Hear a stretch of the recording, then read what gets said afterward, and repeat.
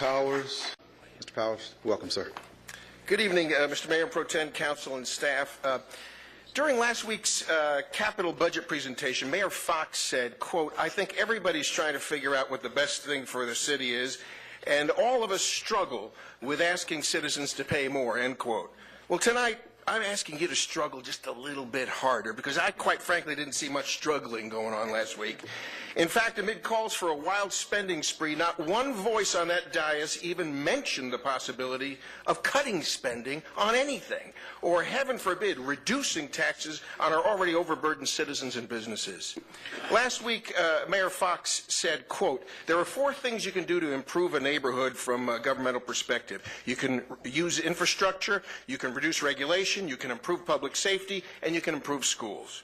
But he left out a 5th and most common sense way to improve our neighborhoods: cut taxes, create enterprise zones, and attract businesses to invest their private capital in our challenged neighborhoods, creating jobs and economic growth without further burdening our already overburdened taxpayers. A common sense solution astoundingly absent from the discussion.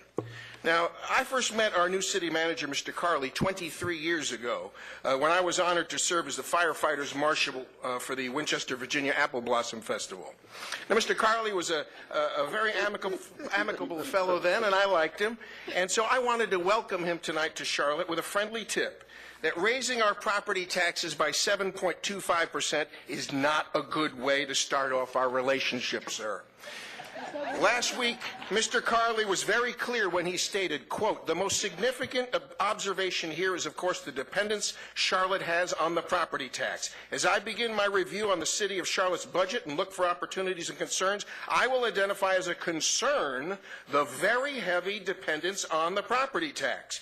Councilwoman Fallon then asked, "Say we find money for the streetcar. How long do we subsidize it?" Well, Mr. Carley lumped it together with roads, calling the streetcar basic infrastructure, and there will be some ongoing subsidy. In other words, we're going to be subsidizing it forever.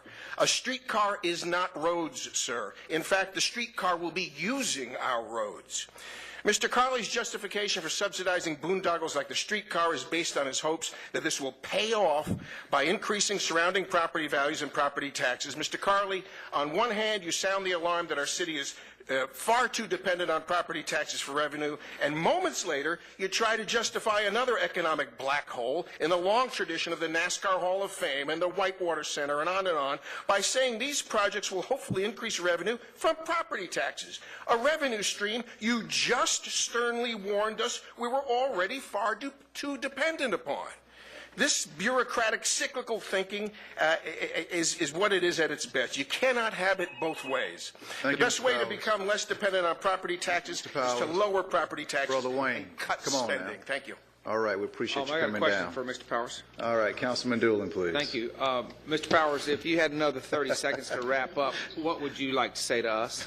I would just like to complete this final thing. The best way to become, thank you, sir, the best way to become less dependent upon property taxes, and as Mr. Carley suggested, is to lower property taxes and cut spending on more toys that we cannot afford. Simple math. Our citizens have to deal with it every day in our household budgets.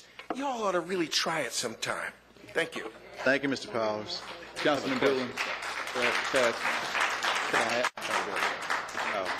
Councilman Mitchell. I had a question, Mr. Powers. Mr. Powers. I'll wait. Mr. Powers, come on. I just want to have a little fun if I can. And you say Yeah, I already said yes, sir. Can you give us your common sense approach, what we should reduce the taxes by? I think you should reduce it by any amount possible. Something reasonable, obviously, but certainly raising it should be out of the question. And you mentioned, you brought up a good point about common sense cuts. So share with us your common sense where we should cut in the budget. Well, I would like to, I'll make a full presentation for you, but I'm not going to do it off the cuff because it shouldn't be taken lightly.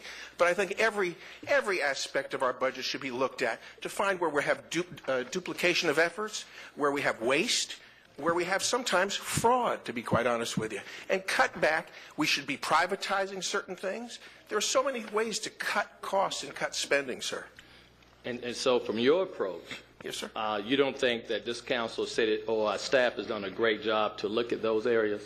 Well, I certainly didn't hear any conversation in a whole evening of budget discussions last week. Did you?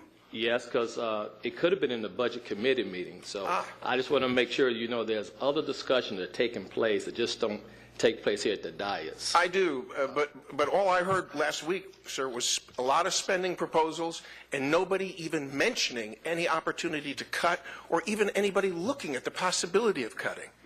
And so, I think we ought to take a wider view, to be quite honest with you. Okay. So on May 29th, we have a budget adjustment, Mr. Powers. Yes, sir. I invite you. That's what we do, cut, add, and delete. And so that might be entertaining for you to join us during that time. Well, but beyond entertaining, I hope it will be constructive, and I thank you for the opportunity. Yeah. Please be there. I think you'll enjoy Thanks. it. Upstairs, 267. All right, thank you. I think that's actually this coming Wednesday. Counsel. Oh, this Wednesday? Wednesdays and deletes. 15th. Oh, I'm sorry. This Wednesday, Mr. Powers. I don't want to give you the wrong date. This Wednesday, May 15th at 3 o'clock. 3. Okay. Thank you, Councilman Mitchell. Thank you, Mr. Yes, sir. Powers. Thank you, Mr. Powers.